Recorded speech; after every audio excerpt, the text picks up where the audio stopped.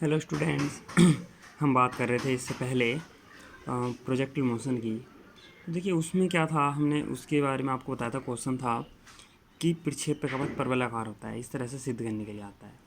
देखिए उसके जो छोटे छोटे टॉपिक हैं वे और ये भी हैं कि प्रक्षेप जो अधिकतम ऊंचाई होती है उसकी, कि वो अधिकतम कितनी ऊंचाई तक जाएगा, कितना समय लेगा, जहाँ मतलब धरातल से जाने में और धरातल तक आने में कितना समय लेगा, उसको उड्डयन काल बोलते हैं, उड़ान का समय बोलते हैं।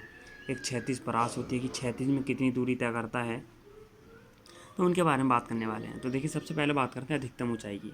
तो अधिकतम ऊंचाई प्रक्षेप्य पथ में जिस अधिकतम बिंदु पर से नीचे आना प्रारंभ करता है, यानी जो प्रक्षेप्य, देखिए जो हमने कल चित्र बनाया था, ठीक है, कि वो इस तरह से था। एक तो ये इस तरह से बना हुआ था, इस तरीके से।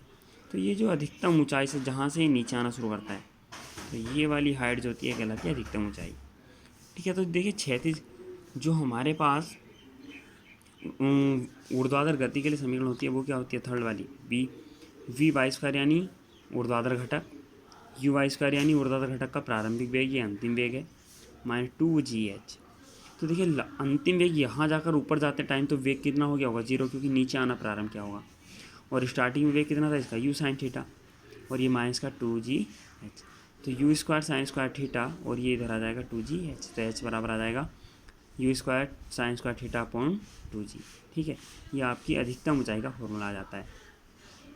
आप अगर इसको निकालना चाहें एच मैक्स कितना होगा, एच मैक्स, तो साइन का जो मैक्सिमम मान होता है वो होता है 90 डिग्री पर 1। ठीक है, तो थीटा इज इक्वल टू 90 आप रखेंगे तो यू स्क्वायर 2G क्या आ जाएगी, एच मैक्स की वैल्यू आ जाएगी। ठीक है, यू स्क्वायर अपॉन 2G। ठीक, अब बात करते हैं उड़ान के समय की। उड्डयन काल जो होता है, उड़ान। हाँ देखिए उसमें क्या, प्रक्षेप का उड्डयन काल से मतलब है कि उड़ान का समय। तो प्रक्षेप्य आकाश में जितने समय तक रहता है वह समय प्रक्षेप का क्या कहलाता है, उड़ान का समय कहलाता है। इसे कैपिटल टी से क्या करते हैं, प्रदर्शित करते हैं। ठीक है, तो देखिए ऊर्ध्वाधर गति की समीकरण क्या हो जाएगी, y बराबर U T minus half G T square. तो ऊर्ध्वाधर विस्थापन तो देखिए कितना है, क्योंकि शून्य हो जाएगा, क्योंकि जितनी हाइट तक गया था वहाँ से फिर नीचे आ जाएगा धरातल पे, तो इसलिए ये क्या हो जाएगा 0। इसकी वैल्यू यू साइन थीटा, और ये क्या आ जाएगा आपका कैपिटल टी माइनस के 1/2 GT स्क्वायर। यहाँ से आपको क्या करना है, इस टी की वैल्यू आपको निकाल लेनी है। तो 1/2 GT स्क्वायर बराबर you sign theta into T, और टी की वैल्यू आप निकालेंगे तो एक यहाँ स्क्वायर है, यहाँ सिंगल बने, तो यहाँ से एक पावर कट जाएगी इसकी, यहाँ बच जाएगा टी, जो टी था ऊपर आ जाएगा गुणा में, जी आ जाएगा नीचे। ठीक है, अब फिर है क्षैतिज परास। ठीक है, तो क्षैतिज परास में अगर हम बात करें तो देखिए क्षैतिज परास का मतलब जो आपकी इस तरह से जो दूरी तय की गई, जो चित्र मैंने भी देखिए आपको ये बना के दिखाया था, तो ये वाली जो दूरी होती है ये क्या होती है, क्षैतिज परास होती है। तो क्षैतिज परास की हम बात करें तो प्रक्षेप्य द्वारा तय किए गए विस्थापन को क्षैतिज परास कहते हैं। देखिए ये एक नोट पॉइंट है, इसको मैं आपको बाद में बताऊँगा। फिलहाल आपको दूरी बराबर चाल गुणा समय से निकाल लेते हैं। तो क्षैतिज चाल यू एक्स और इंटू समय, जितना उड़ान में समय था, तो you cos theta into T का मान आप ऊपर से उठा के रख सकते हैं, 2u साइन थीटा अपॉन जी वाला। अब फिर क्या करते हैं, देखिए इसको सोल्व करेंगे तो आ जाएगा u 2u square sine theta cos theta upon g.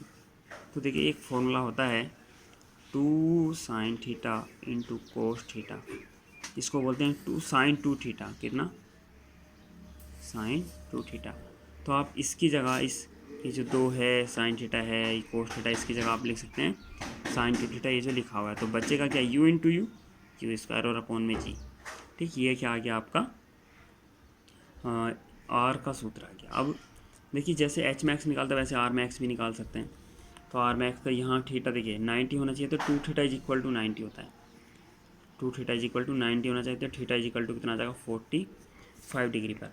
तो देखिए ऊपर जो नोट था वो ये था कि अगर कोई फुटबॉलर या जो किक करता है या कोई भी अगर व्यक्ति गेंद को फेंकना चाह रहा है अधिकतम दूरी तक, तो अगर वो उसको 45 डिग्री पर फेंकता है, धरातल से 45 डिग्री पर फेंकता है, तो वो अपनी मैक्सिमम डिस्टेंस को तय कर पाएगी वस्तु। ठीक है, क्षैतिज में।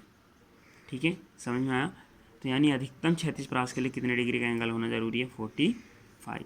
तो देखिए यहाँ मैक्सिमम परास का सूत्र निकाला यू स्क्वायर अपॉन जी, जो मैं भी आपको बता रहा था, थीटा का मान रखेंगे तो आप तो थीटा का मान 45 रखेंगे, यहाँ रखेंगे आपका, तो ये यू स्क्वायर अपॉन जी बच जाएगा।